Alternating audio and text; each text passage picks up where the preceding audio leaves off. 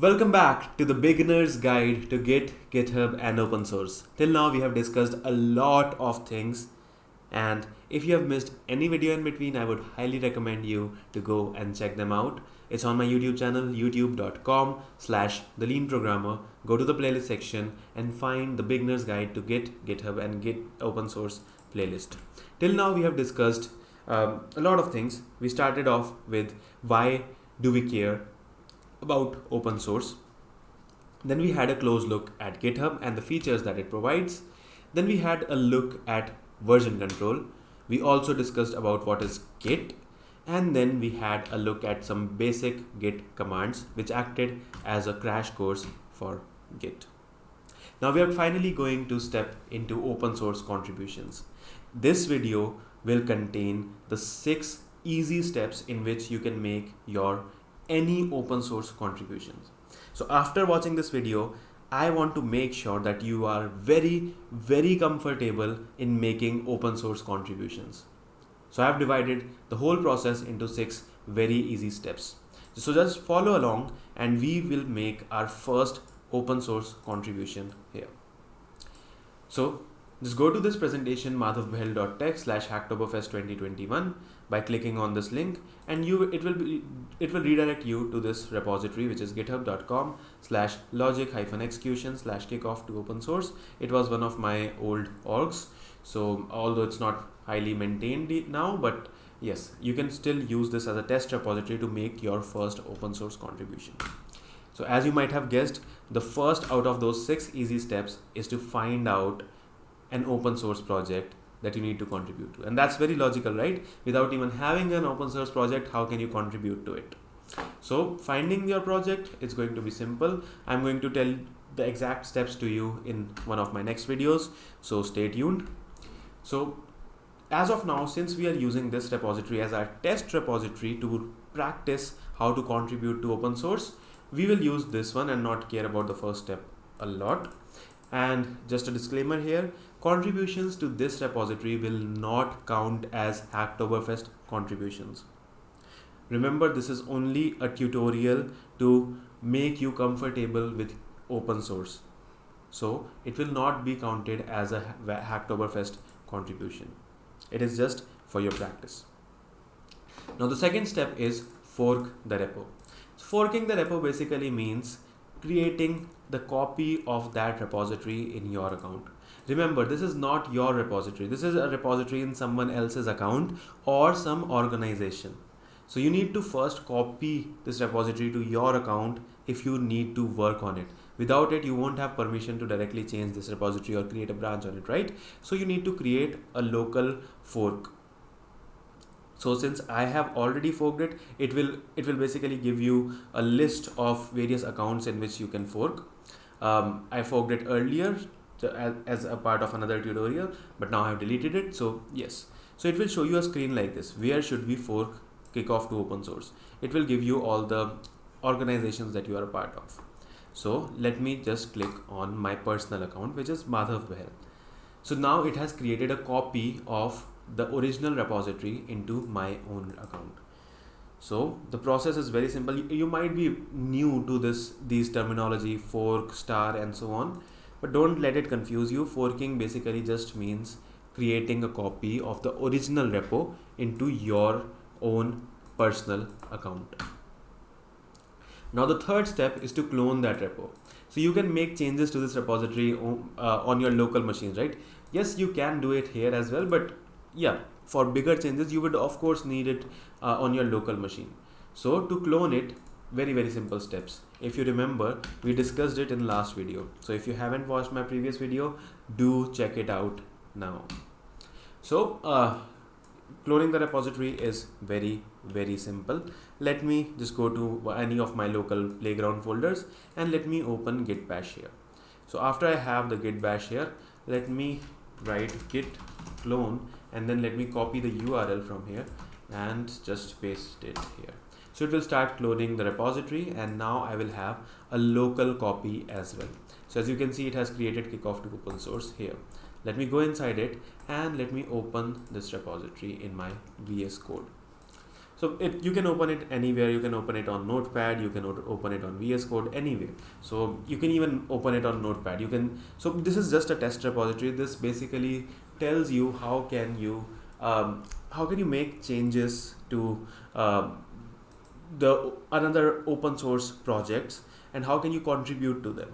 So this is just a test repository. We don't need any specific change here, but generally whenever you do actual open source contributions, you actually look at the issues tab. So the owner of the repository will mention various issues. Let me give you an example. So if you go to my own account, let's take any of the examples. Let's take an example of the slides. So I have this repository called slides, where I put the slides to each of my YouTube video. If we go to issues section, we have a lot of issue opens, like open for all, add more ideas, add a table of contents. So this looks, we can add tags here. So this looks like a documentation one. Let me go to it. And here you will find all the description written on it. So we will discuss this in next video as well. We'll see how can we make some real open source contributions. So yes, it's simple. So a basic ethic is you find an issue and then you comment on so just like he has done here, you can comment on this issue that hey Madhav, can I work on this issue? And then the owner of the repository will say yes, definitely you can, and he will assign this issue to you. And after that you can start working on that repository. So this was how we generally do things in open source. So that was just a quick information. So after you clone this repository, you will clone your own local copy. You will have your own local copy of the project. Then all you need to do is step 4 is to make a new branch for the changes you need to make, or you can work on master as well. It's completely up to you. So make a new branch and then make the changes. So what I'll do here is I'll open my git bash here, and let me increase the font size a little bit. And then I'm going to say git checkout -b, and then let's say Madhav/add contributor, and then let me make the changes. So my changes would include adding to the contributors list. I'll add my name here, Madhav Behel, and I'll add so again, this is a test repository. This fourth step is basically anything related to the issue that you will be working upon. You won't be doing exact same thing in the real world, but the thing is, this is just a test repository. Instead of this step, you would be making the actual code change that you have to make. Now that we have this in place, so this represents that we have made the changes that were present in the issues. Now all we need to do is push those changes. Again, as I told you in the previous video, the 3 most important commands that you will keep using almost on a daily basis: add, commit, and push. Let's do that. That's the step 5. So I'll add my changes. I'll commit them with a commit message saying add Madhav Behel as a contributor, and I will push those changes. Git push -u origin, and the name of the branch was, let me quickly check. We can check the name of the branch. Yeah, it's written at the top as well, but let me check it. Branch Madhav/add as contributor. I will copy it and then git push -u origin. So this -u that is set upstream is only for once. You don't have to do it again and again. So I have pushed my changes, and the final step is to submit a pull request. So as you can see here, as soon as I push my changes, the UI here is telling me that this branch had some pushes. So I can compare and create a pull request.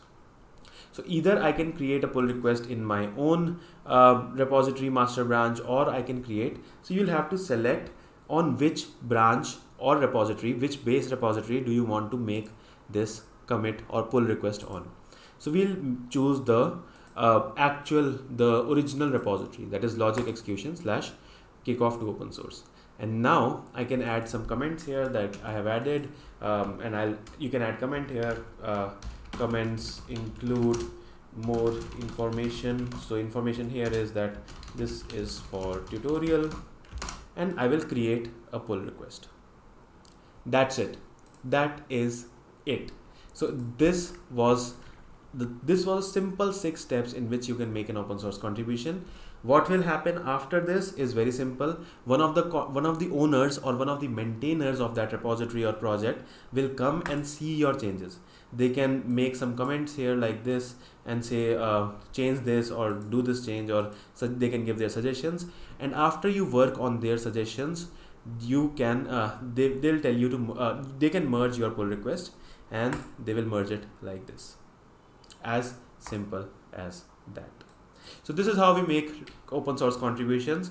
In the next video, we are going to have a look at a real open source contribution just for a practice, and I'm going to tell you some of the ways which you can use while making an open source contribution. So first thing is, we are going to make a real open source contribution. This was just a test open source contribution. This is a test repository. This is just for information.